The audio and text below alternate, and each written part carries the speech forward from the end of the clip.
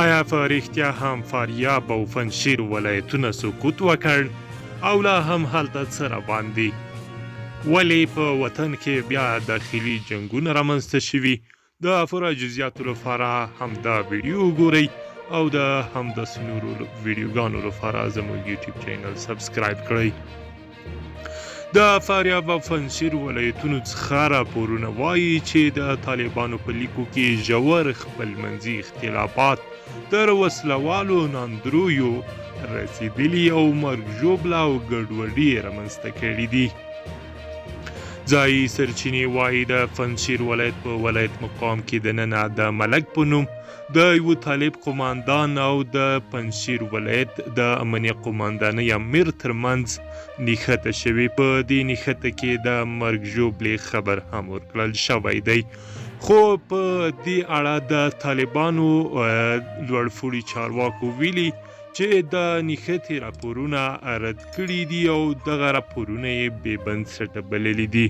په پنجشیر کې د طالبانو د امنیه قماندانۍ د امنیت امیر عبدالحمید خراساني وویل چې دارنګه هیڅ ډول وسلواله نښته نه ده شوې او یوازې د دوو امنیتي پوځیانو ترمنځ لفظي شخړه رامنځته شوې ده.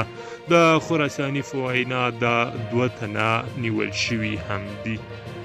او بل لور ته د فاریاب څخه راپورونه وایي چې هلته د طالبانو د یو مهم ازبک قماندان مقدم معلم د نیول کېدو په ضد پراخ لاریونونه او ګډوډۍ رامنځته شوي دي.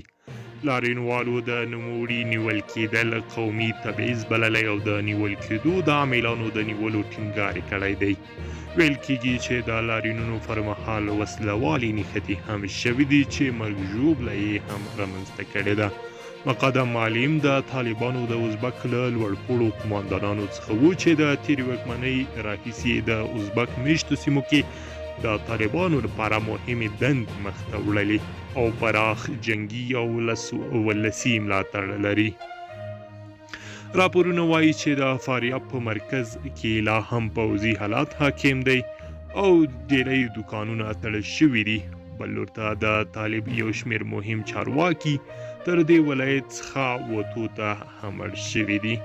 درنو لیدونکو، دا و د دې ساعت لنډ او تازه خبره ده. همداسې نورو مطالبو لپاره همدا یوټیوب چینل سبسکرایب کړئ. د لیدلو مو